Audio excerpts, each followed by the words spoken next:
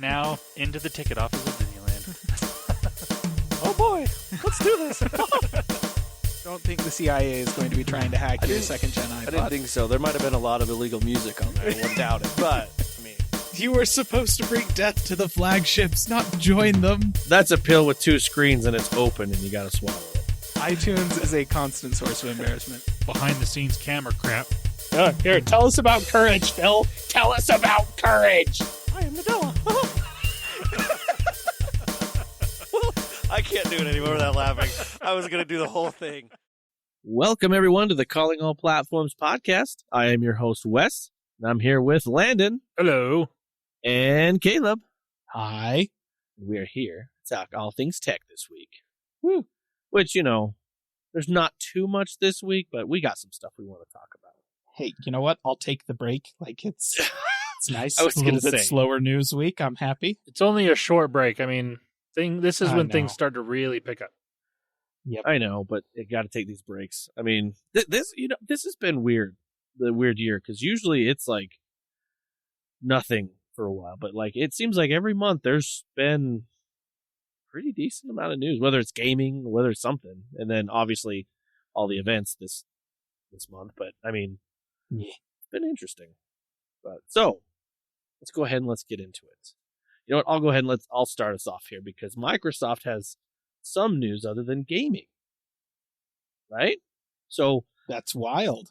it is actually. Did they remember that they're also a technology company? Well, let's be fair. Windows. Dang it. Let's be fair. Forgot Windows. about that crap. That's what I'm going to talk about. We're actually going to talk about some Windows 11, and it's more of, I don't know, like, so the more I read on Windows 11, the more I'm like, is this like the gaming preview program? Like, hey, we're going to throw this out there with no features and then slowly trickle these features in. Like, so I'm not trying to be mean, but it seems odd to me just because. So listener, for example, so like these new features that have come out in what they're naming 22H2 is like a do not disturb and mode and a desktop and lock screen features and small things like that for Windows 11, obviously for touchscreens and things, and gestures. I feel that things like this should have been in there already when they launch. Well, so I think it took them a really long time to make macOS look like Windows, and then they had to just do that. And then they added the features to it. Because, I mean, that's what Windows 11 is. It looks like it's macOS, but Windows version. Right. I mean, it is clean. I give it to them. It looks clean. It looks good. The screenshots that I've seen, because I don't have a machine that can run it, that they, won't sit there and give me a pop-up saying, you to, yeah.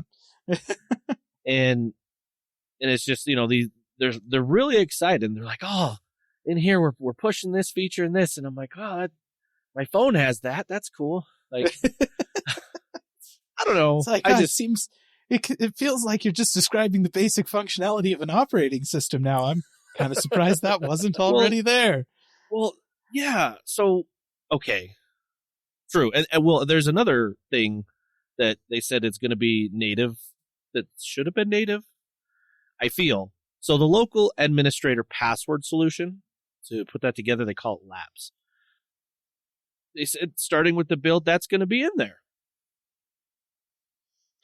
So, like, you couldn't have local administrators on Windows 11 machines before? So, they all had to be like network administrators? Right. So it's just weird to me. And maybe I read over this and I've read over this and I've read over this.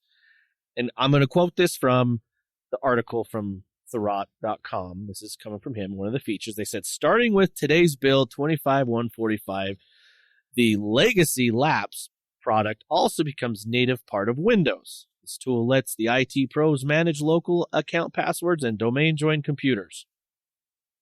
Oh. For a company that is so focused on enterprise, this should have been like like you said, a day one feature.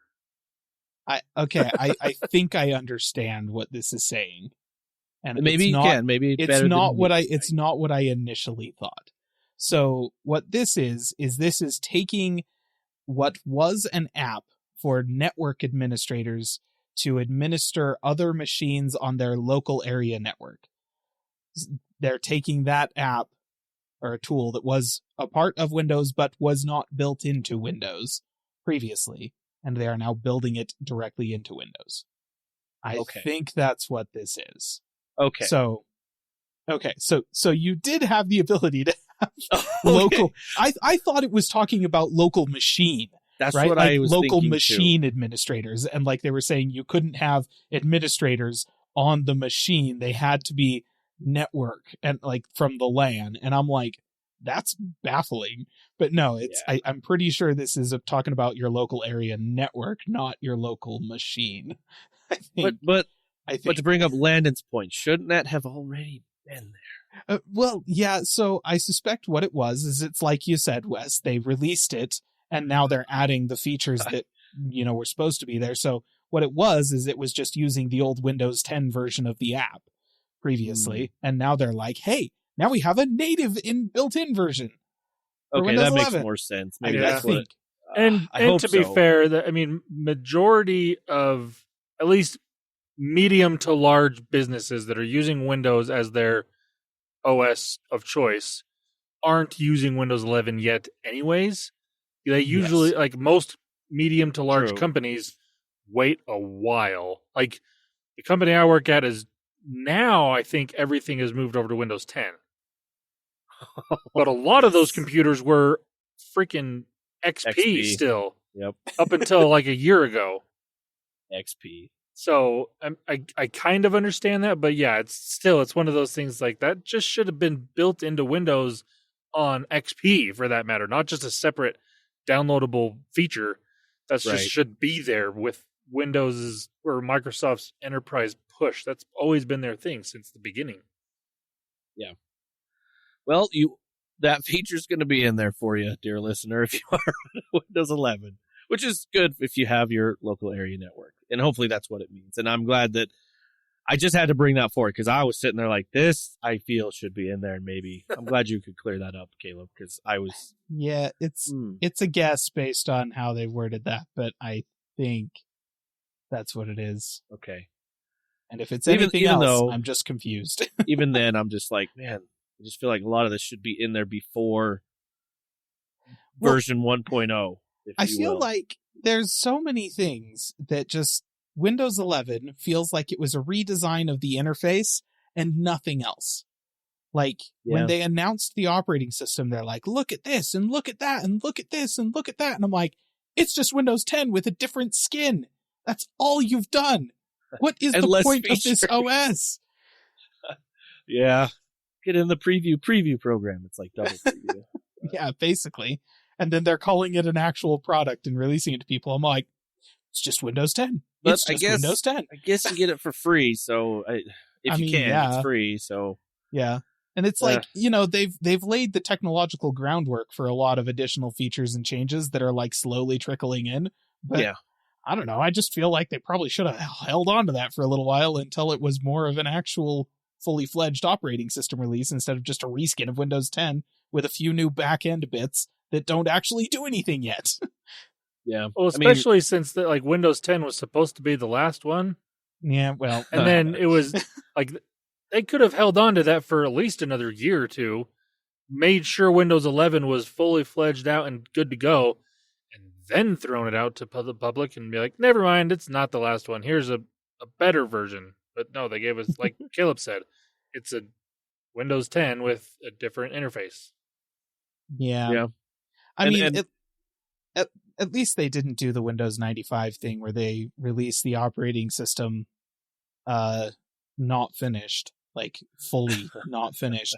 And then a couple of years later, they released the exact same operating system, but with all the bugs patched and call it a new OS and charge you $80 for it. That's what they always do. I mean, look at between like Vista and 8, they always release a not fully finished thing, and then they come out with the actual version. I mean, That's a different well, name. yeah, but Windows ME, like, you can't say that Windows ME is the unfinished version of Windows XP, because Windows XP is just completely different and much better in every way. Yeah. And you know, Windows 7 in some ways feels like it's the finished version of Windows Vista, but there were still a lot of differences. And Windows 10, it's kind of the finished version of Windows 8.1 with fewer live tiles. Yeah. But yeah, it's, I don't know, like, Microsoft, I don't understand. Well, I guess they got trillions of dollars. They can. That's true. They can do what That's they true. want. I guess I don't understand Apple sometimes too. When you're a really wealthy capitalist company, I guess I just don't understand you sometimes. Yeah. Well, speaking of Windows 8.1, What? users Why? will start seeing the end of support notifications this next good. month. Yeah, that's fine. Just so you know, if you're still on there, Windows 8.1, I can't remember the graph that I had brought. I tried to find it when I had it last that showed like who still has it installed. Those of you at point whatever percent still have this. Now, to be fair, company that I work for, some of their stuff still has Windows 8 on it. Oh, Ouch. Yes. Yep. That's unfortunate. So, the OS will reach its end support January 10th, 2023. So they're going to start sending you notifications, letting you know, hey, you better upgrade. So you may be seeing that. And if listeners still have Windows 8.1, Why? wow. Good job. I mean, I had a Windows Phone for a while, so I can't really comment on that. So you know what? It's worth noting, listener, that if you do still have Windows 8.1 and you have the activation key for it, like whether it's an OEM activation key that came with your computer or whether you bought it from Microsoft and you have like a license card with it or whatever, you should be able to download Windows 10 from Microsoft's website, install it, and enter that Windows 8 activation key, and it'll work. Should work just fine. Yeah. Also works if you're upgrading from Windows 7. So just FYI. That's actually, I think my key was a Windows 7, and I went from 7 to 10. So. Yep, same.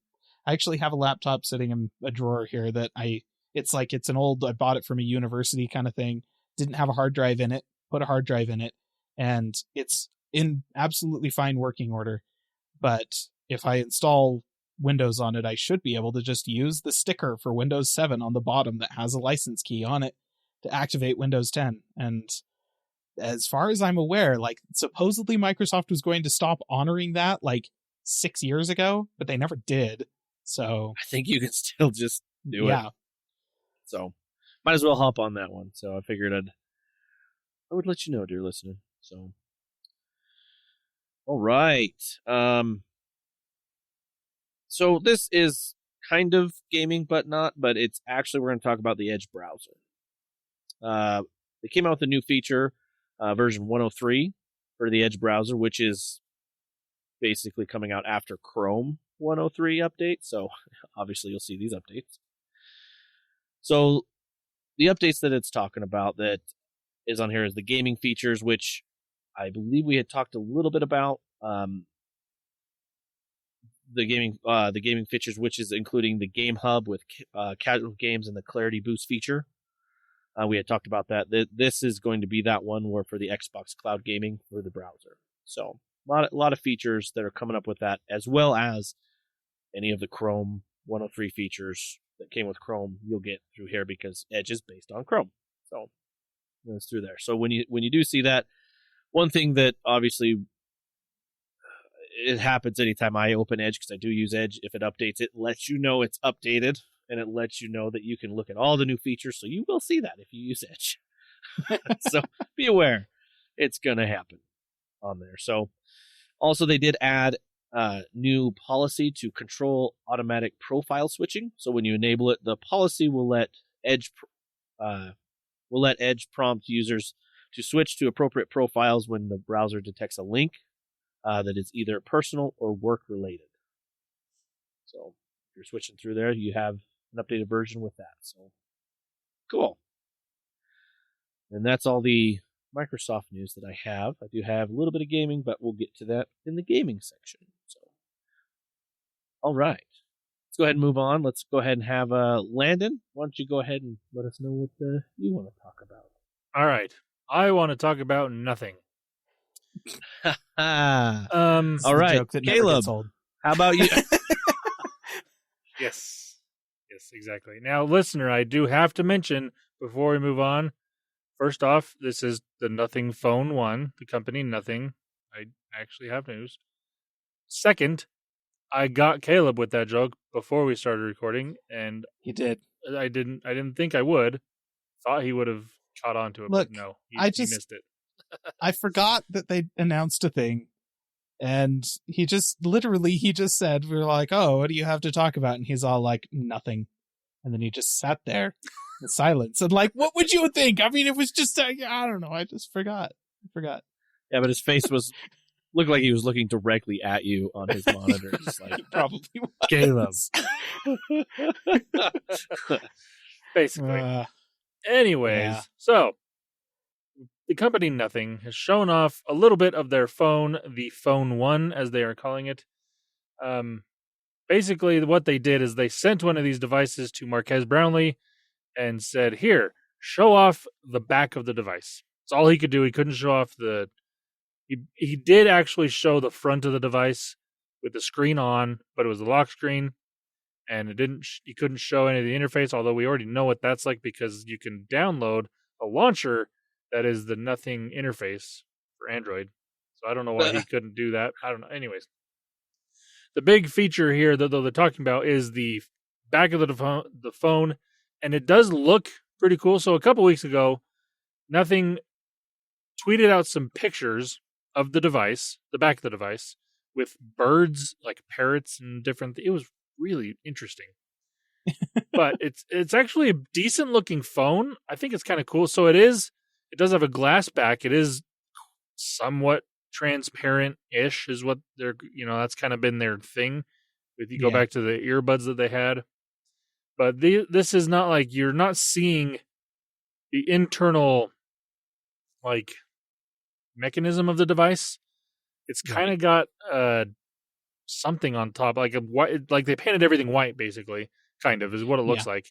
But there are outlines of different things to make it look like those are what, like different things inside the phone.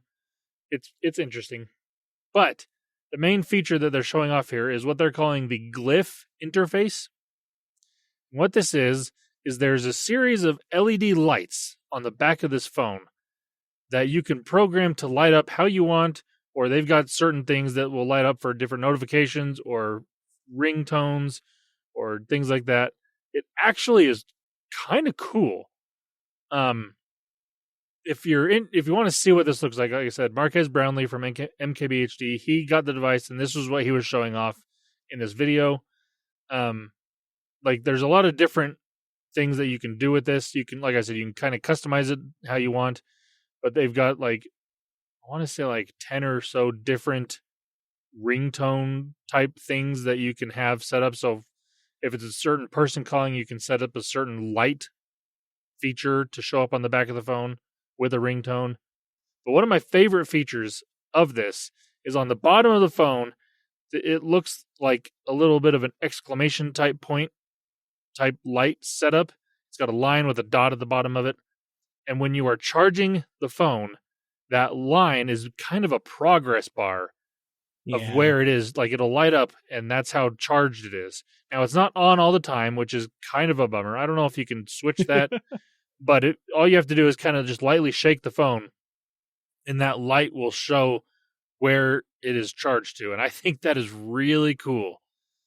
That is cool. It also does, like when you're wireless charging, there's kind of like almost a C around the wireless charging area of the phone that it will light up when you're charging the device. Or if you are reverse charging, say the Nothing earbuds, that light will light up and whatnot to show that you're charging something where the phone is being charged that way.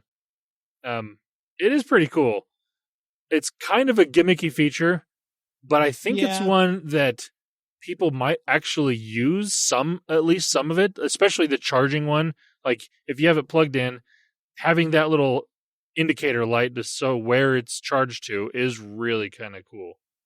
Yeah. I weigh in here. I don't use a lot of, say, gestures and things on the phone, but the one thing I did use when I did have my my Razer phone was that backlight that the Razer had, and you could set it to, like, if you got a message, it would do a certain color or a certain blend of colors and whatnot. And I actually used that quite a bit, and I really liked it. And so listening to that, I was like, that's pretty cool. I'd probably use that just because it is just like a super leveled up version of a notification LED on the back of the phone. Yeah. Like it's got a lot more functionality and a lot more nuance can be communicated with these lights than your standard notification LED. So that's pretty sweet. And it feels, like you said, it feels like a gimmicky feature, but it's the kind of gimmicky feature that is only a gimmick right now because it doesn't do much. Right. But the possibility for it to do a lot more than it currently does is there. So it's kind of on nothing to show us. Just that name. Gosh dang it. It's kind of on them to show us what this could become at some point and to keep supporting it. And that as the years go on. It's very similar to you remember that Russian phone? They made two of them, actually, 2 generations, that had an e-ink display on the back. Yeah. And I remember looking at that and thinking, that is so cool. It's brilliant. It looks gimmicky, but it could be super dang useful if the software supports it, which unfortunately it never did, and nobody bought that phone, and that gimmick died out. But that's kind of how this feels. Like, it could be a super useful feature once they've kind of matured it a little bit. So yeah, it's neat. Yeah, I'm also kind of hoping that they open up an API for this so developers could take advantage of that. Now, it does appear that it is only a white LED. That is all that was shown in this video. I don't think it's a full-on RGB LED light. That would be really cool. That would be wild. I kind of get why they didn't, or potentially didn't do this, because that kind of takes away from the aesthetic of the device. It's a white back, it's a white light. It looks really good the way they've got it set up. Another feature of this is basically the flash for the camera. And one feature that I thought was really cool, why this could potentially be like the influencer's best phone, is it basically turns into a ring light. And it worked really well. Like, it put off a good amount of light, and it was also a soft white light, so it's not like it's blinding you like your normal LED flash on the back of your phone. It looked really good. It's a series of white LEDs that have diffusion strips over top of them to make it look like it's a solid line. Yeah. And the diffusion layer works super well. Just from the footage that was shown, it looked like that diffusion layer made it pretty darn uniform, which means that, like a ring light, you don't get really harsh directional light. It's much more diffuse and kind of filling. So it acts as a good fill light to kind of hit you directly in the face, the way that you would use, diffusion boxes on studio lights, or, that's why you point lamps at the ceiling instead of directly at your eyes when you're lighting a room and that kind of thing. It's just it looked like it's actually kind of useful. And I was like, oh, that's okay. Yeah. That's why I think that, it's like we were saying, it's a gimmicky type feature, but it's actually a useful gimmicky feature in multiple ways.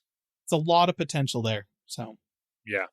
Now, when it comes to the actual design of the phone, if you were to take an iPhone 12 and combine it with an iPhone 10, and the front be just a normal Android front, meaning it's got a hole punch camera in the corner, that's kind of what you get here, because it's got the flat edge, aluminum edge for the band of the phone. It's got the glass front and back, and the camera layout's a dual camera setup, but it's very similar to what the iPhone 10 was. So it's got it's up and down, not the diagonal or a cube, the weird thing that Apple's doing now. But that's kind of what it looks like. And it actually, I think it looks good. I'm pleasantly surprised with how this phone looks. When the rumors came out that it was going to be a transparent type phone similar to what the earbuds were, I was what's the right phrase to use? I was excited about the idea of it, but also, somewhat hesitant about if it was going to look good or not, because they've been quote unquote transparent phones in the past. And I mean, we found out that it was basically a sticker on the back of the glass showing what could have been internal features of the phone, but it wasn't, because what actually was inside the phone was not laid out pretty. This one actually looks transparent-ish, more so than those ones, but it looks really good. So, and like I said, obviously we don't know all the specs on this device. We don't know what chipset it's using, what the camera's like. We've only seen this Glyph interface that they're calling it, to show the little lights on the back. Because, I mean, that's kind of what Carl Pei is known for. His marketing has been interesting, to say the least, for years. It was like that with OnePlus. It's like that with this. But I'm excited to see what this phone actually is. Yeah. So a little bit more details that have come out over the past couple weeks about this phone, though. They have announced that if you want to get one of these, it is going to be invite only at first. So going back to the OnePlus One phone, it was also invite only. I actually was able to get one of those. Well, I got one for the company I worked for at the time. And that was a cool phone. I really loved the first OnePlus phone. But this one is going to be invite only at first, and that's most likely because they want to get this phone out as quick as they can, and they haven't been able to ramp up production to where they can just do a full-on release. So this kind of gets it to where they can get some devices out and stay in the news periodically as more invites come out and as it becomes more available and whatnot. Yeah. The downside, though, at least for us, is this phone is not coming to the U.S. initially. I mean, they haven't even said that, I guess. Carl Pei has said that the U.S. is in the plans for nothing phones. Not necessarily this one, just it's in the plans. Yeah. So, and that basically means, I mean, he wants to get it in carrier stores, and it took a while for OnePlus to get inside of carrier stores. And so carriers are like, this is still kind of early stages for your device, so we're not going to do that yet. I wish they would just do what they did with OnePlus and sell it on their website so people could still get it. But that's not what they're doing at the moment.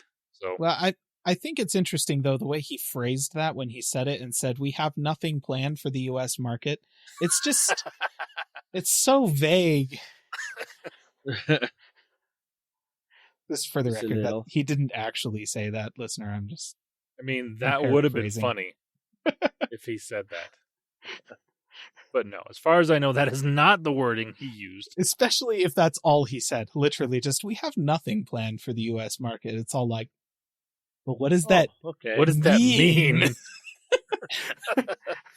Oh, that would have been amazing. But yeah, we will find out all the details, supposedly, of this device at its launch event, which is scheduled for July 12th. But we will find out, hopefully, I'm assuming, internal specs of the phone, price of the phone, actual availability, and all these different things on that date.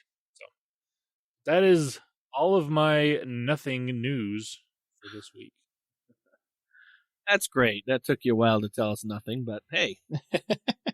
We gave you know, I'm trying to get better at just being able to talk nothing and just let the words flow. Just let it happen. No, that was pretty good.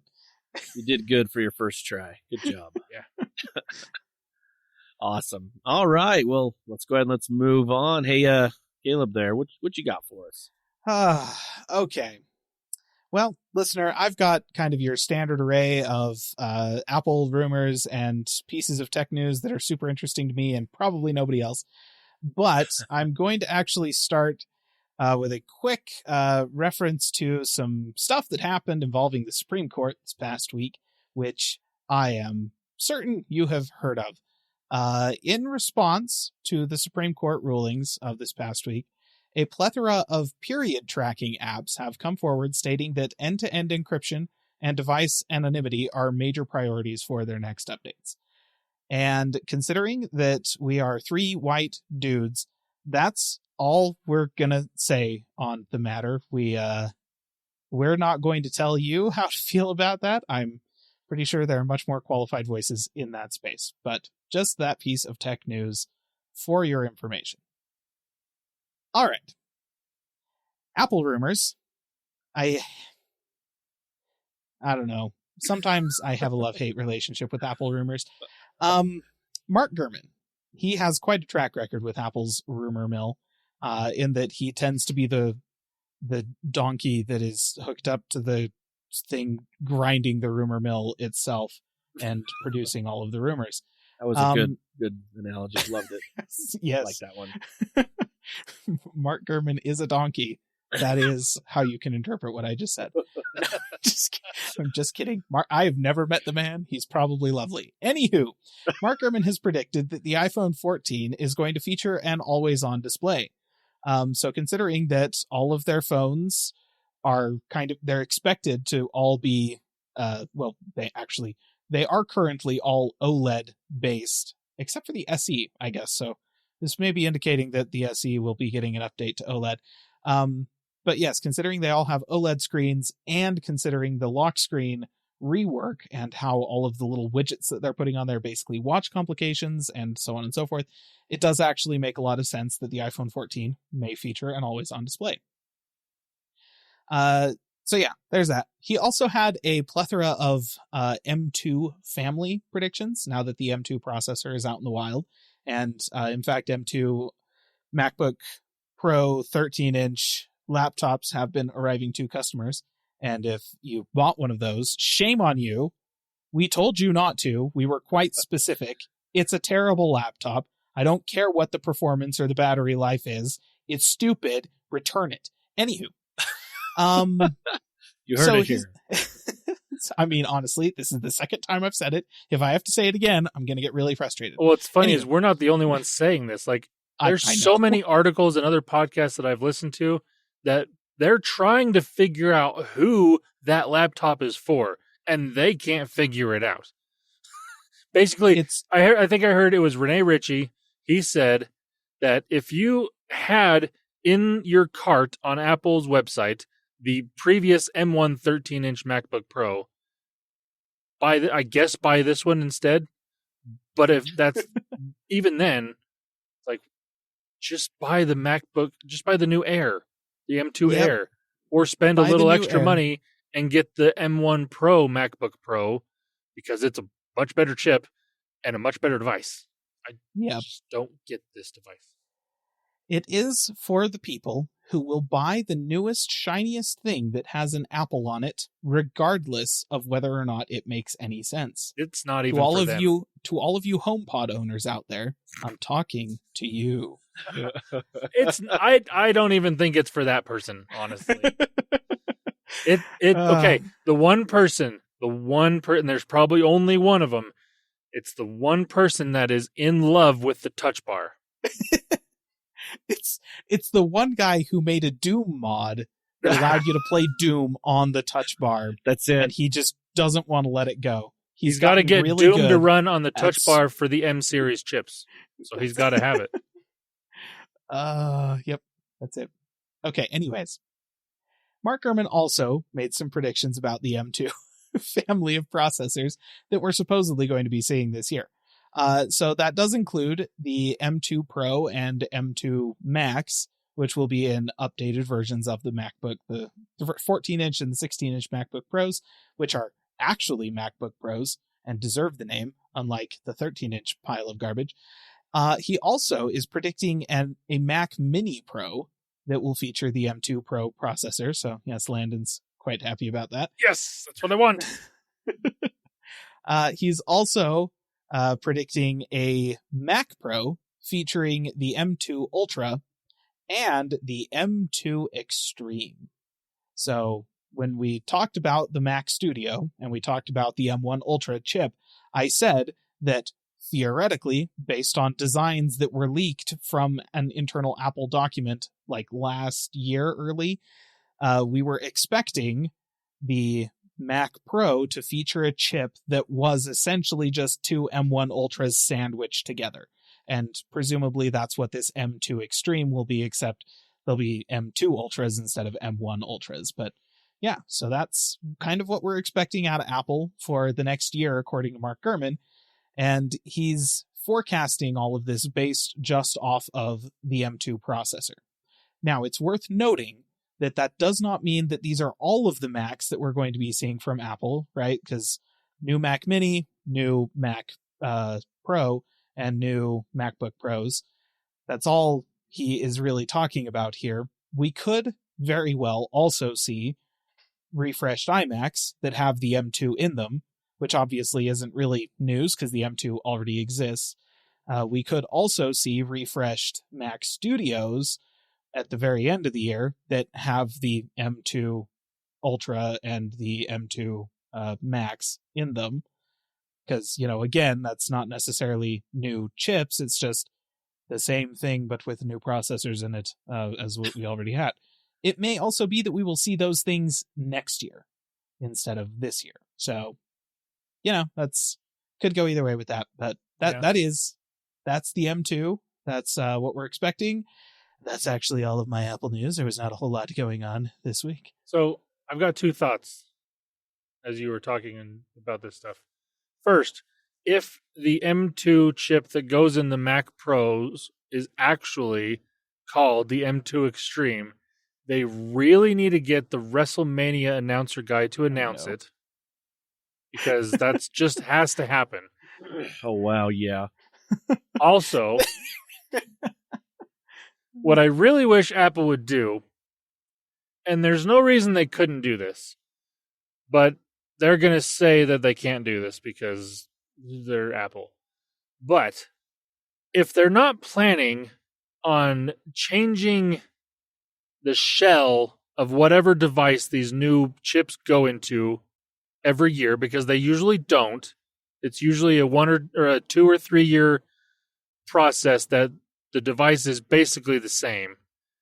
What they should do is when they announce a new M2 chip or whatever the next iteration of whatever chip they're using, they just need to announce, and it's now available in whatever the M1 was in. Unless, like I said, unless they're doing what they did to the Air, where it's a complete redesign of the whole package, they just need to start putting those in to whatever was in the other devices and stop selling M1s. And I think that would be brilliant and also extremely customer friendly. I mean, Apple claims to be the customer friendly company, which it's not really, but they claim to be. I wonder. But that would be really nice if they were to do that. Yeah, I don't see it ever I happening. Feel like, but it would be nice. I feel like from like a development standpoint, there probably are some limitations to just being able to take the M2 and slap it into everything that had the M1 in it, especially where it regards stuff like the iPads and the Mac or the iMacs, because those are super thin devices. And in terms of cooling, they probably need to put the M2 in there and then run it through an extensive battery of QA tests to make sure that everything performs as expected. And then they can go ahead and do that. But I do agree that at some point they're going to announce the M2 Pro and the M2 Max. And if they're not redesigning the MacBook Pros, what they need to do is just announce the chip and then tell us this will be available in these Macs. Just tell us which ones. Don't make a big deal about like, these are new computers or whatever, because they're not. No. And, so yeah, the M2 Pro is going to be in the Mac Mini Pro and the MacBook Pro. Just say, yeah, you'll be able to get this in the MacBook Pro, the Mac Mini Pro, and maybe the new Mac Studio. I don't know. So I mean, they would do this with Intel chips. They would just update the chip and put it, like they may tweak stuff on the inside, but the generic shell, the basic, most of what you're going to care about doesn't change. And that should be able to happen with these chips as well. There's no reason that I know of they couldn't do that. I think here's the thing, though. We want them to do it more frequently than they did it with Intel. Well, yes, and they're already doing that. It's true. They are. The fact that we are getting a whole new generation of chips in computers this year instead of next year or the year after. This is an improvement for Apple, believe it or not, listener. Yes. So, yeah.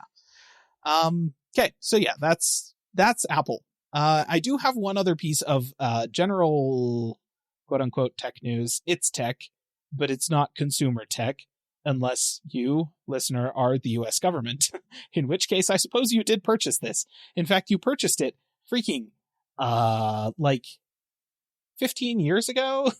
15 or 16 years ago? Anyways, NASA has completed a quote-unquote wet dress rehearsal this past week for their SLS, or Space Launch System.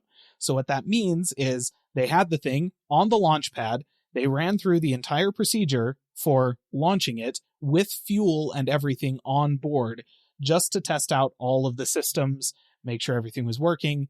And aside from one little issue that was causing hydrogen to leak, which is like, that's fine, whatever. Oh. They need to apparently go replace a valve. It passed. So they're now gearing up for a first autonomous flight of the thing. Actual pants, rockets go off, this thing goes up as soon as this August. So that's nifty. Yeah, it is. In case you're unaware of the significance of this, listener, we had this thing back in the day called a Saturn V rocket, which was the rocket that launched astronauts to the moon. And without that rocket, they would not have gotten there. So, pretty cool rocket. For the longest time, we have not had anything that was capable of doing that job. The Saturn V rocket was the only rocket ever developed and launched by humans that could do that, as opposed to all those rockets that were developed and launched by dinosaurs. I guess. Not sure why I phrased it that way. That is why they're extinct, It's They true. They're not extinct. They just left. They did not fix the hydrogen problem. That's it. But yeah, so it's kind of a sad blemish, I suppose, on kind of the entire human race, as far as I'm concerned, that we only ever made the one rocket that could do that, and only ever did it the one time, or I guess 16 times, but with those groups of people. So yeah, we did develop, obviously, the space shuttle, which again, listener, you may have heard of, that was capable of lifting a similar amount of payload into space as the Saturn V rocket could. A little bit more, actually. But obviously that thing was not designed to get people to the moon. It was designed to get people into orbit so that they could construct a space station, which was cool. And I'm glad they did that. And the International Space Station is awesome. And, that's great. But if we're going to ever get anywhere, if we're ever going to get away from this basketball that we call planet Earth, it would be really nice if we had something that could get us a little bit further. And that's what the SLS is.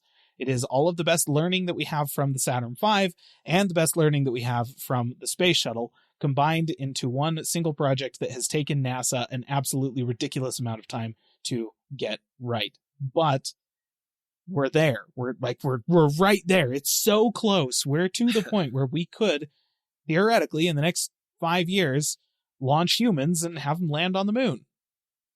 So, more funding for that, government, if you please. And that's pretty cool. Less funding for other stuff that is causing problems, because there's lots of that. Anyways, yeah, so that's it for my my tech news. I have some gaming stuff, but that's pretty cool, actually. Cool to hear. Yeah, you're right. You just don't hear about that anymore. Yeah, it has taken them a while, because for the longest time we had to rely exclusively on the Russian government to get astronauts to and from the International Space Station, which not sure if you've been paying attention to Russia over the past couple of months, listener. That's not a great place to be right now. Thankfully, SpaceX did get to the point where they could make that trip for us before all of this happened. Timing was quite good there, must say. But yeah, NASA's been relying so much on private companies to launch satellites and to launch supplies to the ISS and stuff like that, because they've been so focused on trying to get the SLS to actually exist. Yeah. And they're a tad underfunded, but it does appear that despite that, we are actually going to get to see this thing fly, and I am stoked. That is cool. All right, well, let's go ahead and let's move on into gaming, shall we? Speaking of, I don't know how I could say that. Dang, I was hoping I did good. Speaking of cloud gaming, cloud. I was trying. I was thinking, couldn't get there. Clouds. Yeah, no, that's good. Speaking of I like clouds. Anyway, let's move on. That was terrible. Speaking of things that fly through the sky, there cloud you go. gaming. Hey, Cloud gaming. There it is. So, dear listener, I feel like I owe an apology on this piece of news. The apology is more of, I thought this feature was already there, and apparently it is not. That seems to be a trend in this podcast episode. Yeah. It's been the past couple episodes, actually. Well, it was me. I think it was more me assuming, and that is my fault, and I shouldn't have. And if I said that this feature is there on previous, anyway, I apologize. So, XCloud, Xbox Cloud Gaming, is to get mouse and keyboard support on PC. So, apparently you could only use a controller for cloud gaming on the PC. I did not realize that. That's awful. And so I have done the cloud gaming, but I've got a controller hooked up to my PC just to try it. And so I just didn't think to use a keyboard and mouse, because any game that I play with a keyboard and mouse, like Age of Empires, I just have it downloaded. So I didn't think to use that. So I feel like I may have said something in a previous podcast that was like, yeah, you just cloud game, whatever, play on your computer and maybe assume mouse keyboard. Anyway, so they said one of the biggest future improvements that's coming to the streaming technology is that. So, which is good, because they had announced previously this last few weeks was that you can now, any game that you've digitally purchased can stream. And more than just the Gamepass stuff. So that makes sense that they're trying to push this out. But when I read this, I was like, man, I felt like that was already there, and I feel like I may have said something. So if I did, I apologize. And apparently that's one place that Google had a one-up on Microsoft. It Stadia had that. Yeah, they did. They did. And Stadia, I was going to mention that. Yeah, Stadia, you could game with a keyboard and mouse or a controller, any controller for that matter. That's really interesting. So when I read this, I was just like, oh man, I feel like I may have said something that I didn't realize wasn't happening. So they didn't really give a specific date, but they said that this is coming. It is a future update. That's one of the things they talked about. And but yeah, so I did not realize that, so I apologize. And it's coming. And in addition to that, they did talk about a little bit more of, with the Xbox Cloud-enabled games, they talked about a new direct capture feature that will improve streaming latency for the Xbox Cloud Gaming. So you'll be able to save up to 72 ms of latency with this new feature that's coming. So they've been trying to push this cloud gaming, obviously, with all the new stuff that's coming and everything. So they're really trying to buckle down and get this going. So, which is good. I'm excited for that, because obviously I want you to play however you want, when you want, if you don't have hard drive space, because hard drives were pretty expensive there for a while, and you just want to just get in and play the game. You can stream it, cool, anywhere you want, but soon you'll be able to use your keyboard and mouse. So yeah. So I did not realize that. So, but that feature is coming. One thing I did want to mention, in July, the Xbox Gamepass, a game that is coming in July, is actually Far Cry 5. That's a pretty big one that a lot of people really liked. And if you haven't played it or want to get back into it, you can with it coming to the Xbox Gamepass next month in July. So just kind of wanted to mention that too. So that's really all the gaming news I have. I don't expect too much gaming here in this next week, unless it's little features like that apparently that I assumed were in, but not. I mean, we are still expecting Nintendo to have a Nintendo Direct at some point. True. That hasn't happened yet, but wonder when they'll do it. But maybe a new Smash character is going to be announced. Yeah, I'm kidding. I think they're done. Yeah, I'm pretty sure they're done.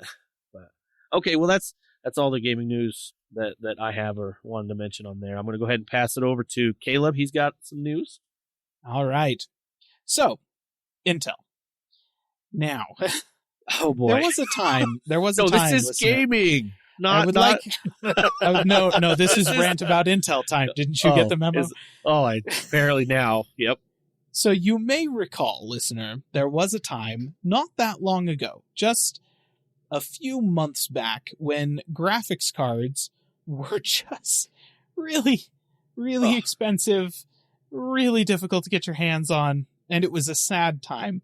And during the midst of that hopeless waste, Intel announced they were going to be releasing desktop GPUs that you could slot into a PCI slot in your computer and use to play games. And everybody was like, oh my goodness, would having a third person involved in selling GPUs right now actually be able to relieve some of this pressure that we're experiencing? Would that make a difference? And everyone was super excited about it. And then Intel didn't release anything, and didn't release anything, and didn't release anything, and then crypto crashed, and energy prices went up in China, and now you can go onto like Chinese eBay and buy like 100 3080s for like, $200 a pop.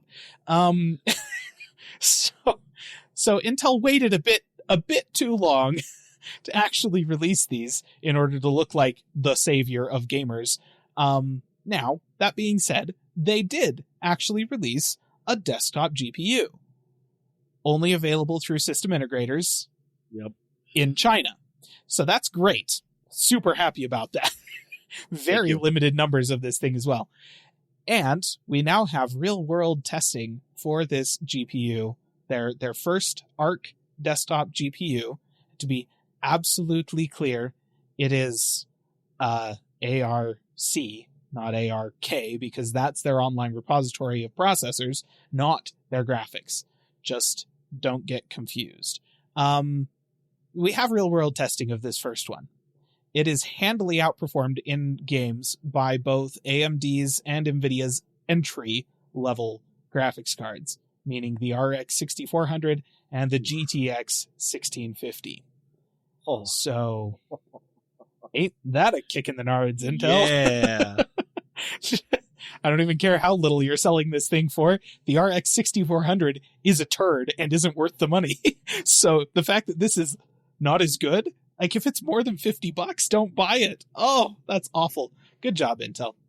You released it too late to actually help anybody, and it sucks. Nice. Gosh dang it. Oh, they just can't get a break. No, they really can't. I mean, oh my goodness. I don't know, man. It's not been a good few years for Intel. So, moving on to something that doesn't suck. AMD's Fidelity Super Resolution. So this is the technology that is very similar to NVIDIA's DLSS in its effect, if not in the way that it goes about it. It uses your GPU will use some, it's not even really AI powered stuff the way that NVIDIA's version is, but it is an upscaling technology that allows your GPU to render an image at a lower resolution, and it will then take that image for each frame and upscale it to a higher resolution in a way that hopefully recreates a lot of the detail that you would get from natively rendering at that resolution. So it allows you to, on your graphics card is running 1080p, but the image you're seeing on your monitor is 1440p, and hopefully looks as good as a native 1440p image. FSR has been pretty well received by everybody for a couple of reasons. Well, in terms of the image quality, it is not quite as good as DLSS 2.0. It is still very good. FSR 2.0 is very good. Looks very close to NVIDIA's version. And it runs on basically everything. Instead of only running on NVIDIA's RTX cards, it'll run on AMD's cards, NVIDIA's cards, it'll run on old cards. Like, if you've got anything newer than like an RX 400 series AMD card, it'll run on that. It'll run on this crap Arc GPU that Intel released. It'll run on Intel's integrated graphics and actually make them work pretty well. So yeah, AMD's FSR, very well received, is now going to be coming to the Xbox X and S and the Xbox One. So that's kind of cool. You may actually be able to see some updates for your digital games on your Xbox One that will make it so that you'll be able to play them on, a 4K TV in like at 4K resolutions, despite the fact that the Xbox itself is only rendering them at 1440 or something like that. So that's pretty cool. I guess that gives a little more power to that little Xbox S. Yes. That could. I mean, yep. I think that the Xbox Series S honestly will be the one to benefit from it the most, because obviously it's the current generation. It's more supported going forward than the Xbox One family. Yeah. And, it natively plays everything at 1440p just fine. But if you've got a 4K TV, you might not get quite the 60 FPS that you were promised if you're rendering it at 4K. But if you're rendering it 1440p and then using an upscaler to get it to 4K, then yeah, you're probably getting 4K 60 FPS as far as your eye is concerned, and that's great. Yeah, that really paid is. $300 bucks for it, so yeah. Yeah, that's pretty good. All right. Now, from the world of the PlayStation, let me tell you, Sony does this thing with their consoles where they release them, and then a couple of years later, they release the Slim version. I'm not sure if you have looked at a PlayStation 5, listener, but oh my gosh, if there is a PlayStation in need of a slimming, it's this one. It's biggin'. This thing is a chunk. They are gigantic. And that's not even taking, like, even if you replace the pop collar thing with Dbrand's, what are they called? Dark plates. Yeah. Hashtag not sponsored. Yet, anyways. They're still huge. They just take up a lot of space and they kind of look ridiculous. So DIY Perks on YouTube, and honestly, go look up the channel, listener. You'll be doing yourself a favor, has made the world's first PS5 Slim. And this thing is incredible. It is made out of, I think, brass? Is that what the shell is? Was it brass or was it just straight copper? It might have actually just been straight copper. What he was copper. I think it is. So what he did was he actually made a water cooling block for the entire board, like the entire main board of the PS5, by taking 3 pieces of copper, cutting a channel for water out of one of them, and then sandwiching all 3 of them together with solder. Yep. So that he could pump water through the little gap in between, like inside of this thing. And then he ran an external power brick alongside the cooling hoses into the back of this thing and integrated the power brick into a slim radiator with really like a bunch of fans on it and stuff. So the water cooling was all happening like outside of this case, which means that the thing that's actually in your TV console was, I think, less than 5 centimeters thick. Yeah, and it's so small. It was so tiny. It's like literally the dimensions of the main board with like 5 centimeters of thickness to it. Nuts. Absolutely crazy. Looks incredible. You should go watch the video. It's great. So yeah, that's until Sony releases a water-cooled PS5. I think this is probably going to continue to be the thinnest PS5 that will exist. It is pretty cool. I've just brought up another image of it. Yeah, it's so cool. Do yourself a favor and take a look at that. It's pretty cool. It's pretty awesome. All right. And listener, it is the season of the summer sale. By the time you are listening to this, the summer sale at GOG.com is probably over. I believe that ends on the 27th at like midnight or something like that. That said, the Steam summer sale is just getting kicked off. And it's worth noting that the Humble Store summer sale, I believe, is scheduled for next week. So the time of the summer sale is happening on PC right now. If you want to buy some games, go check them out. They're probably discounted at the moment. Yeah. That being said, the Nintendo eShop is also having a summer sale, which is kind of unusual for them. To be clear, it isn't the whole eShop. It is just Sega. But the Sega summer sale on the Nintendo eShop sees over 40 Sega games that have been discounted from their full price. And if you have spent any time looking at Nintendo's store, you know that discounts are few and far between. Hey, I want you to, as someone that grew up in the 90s, I want you to say that one more time. That Sega's on sale games are on the Nintendo Switch. I want you to say that. Yep. Yeah, I had the same 40 thought, Sega Wes. games for sale on the Nintendo eShop. Yep. Yep. And it's, yeah. Yep. Poor Sega.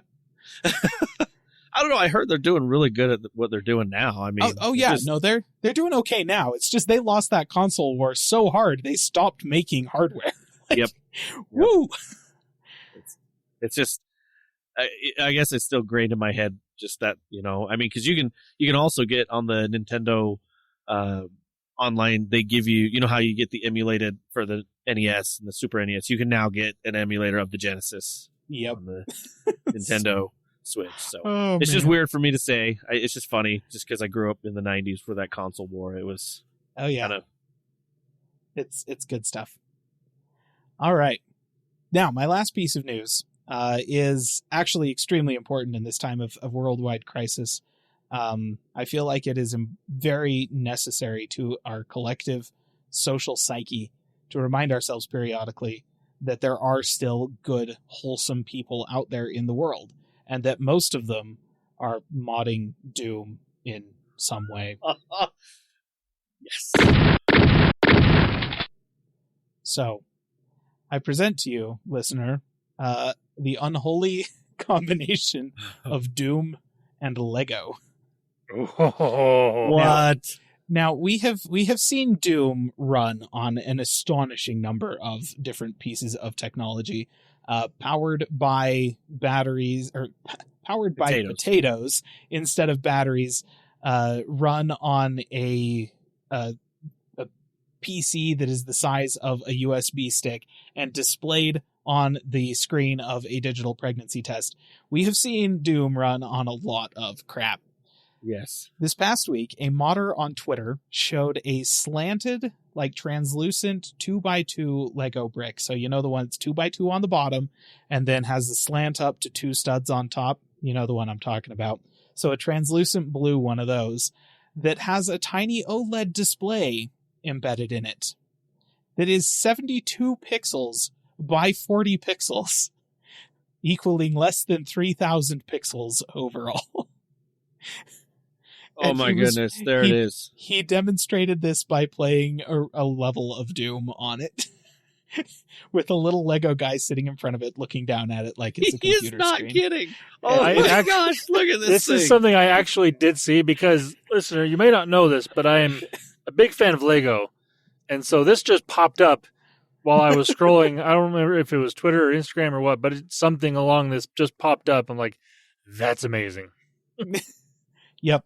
So he said on Twitter, he went into some of the details of the challenges that needed to be overcome in order to make this work.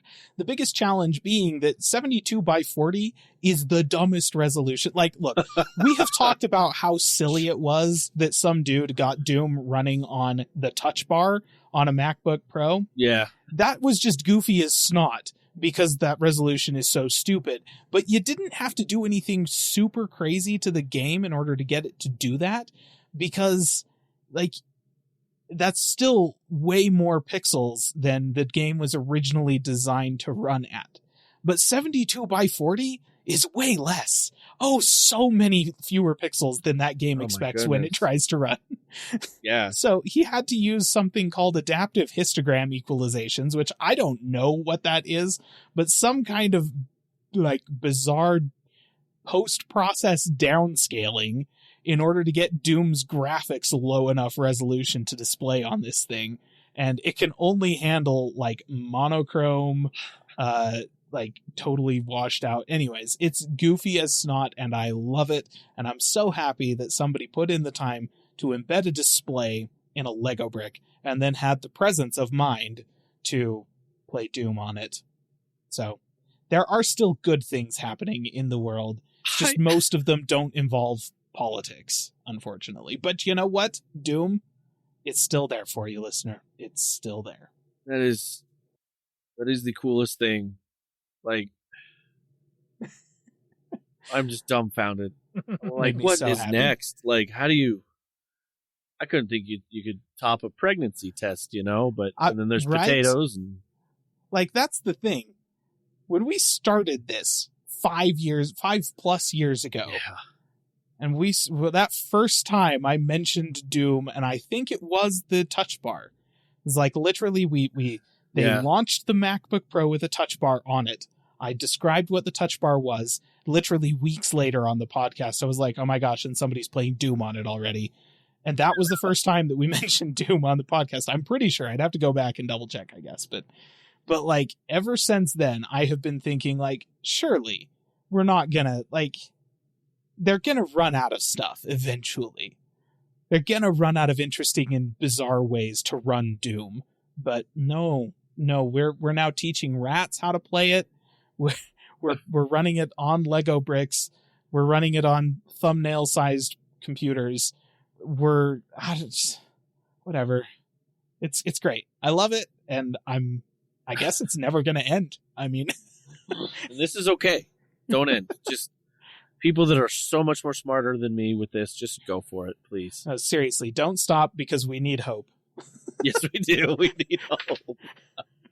Oh, dang. Way to end the segment, unless Landon's got one more thing. Unfortunately, I have nothing when it comes to gaming news. Wait. No, nothing is not planning on making a game console. You never know. You finally got your joke. Look at that. The Nothing Console 1. The Nothing Console 1. X. It is and transparent. The way they brand them, I still look at the names of these devices and I think to myself, that is a duplicate of a JPEG on somebody's desktop. Gosh dang it. Yep. Oh my goodness. How awesome. Oh, that warms my heart, the Doom thing. Just does. And I hope it does for you too, dear listener. What a way to end it. All right. Well, we're going to go ahead and we're going to end this episode. Dear listener, if there's anything you wanted us to talk about or wanted to reach out to us, you can on our social media platforms. If you want to check out any videos or anything that have been created, or want to rewatch some videos you've already seen on our streams, you can at YouTube and looking at Calling All Platforms Gaming. All right, dear listener, have a good week. Bye-bye. See ya. Calling All Platforms is a production of Supporter Sound Studios. To learn more about how you can support the podcast, go to www.patreon.com/callingallplatforms.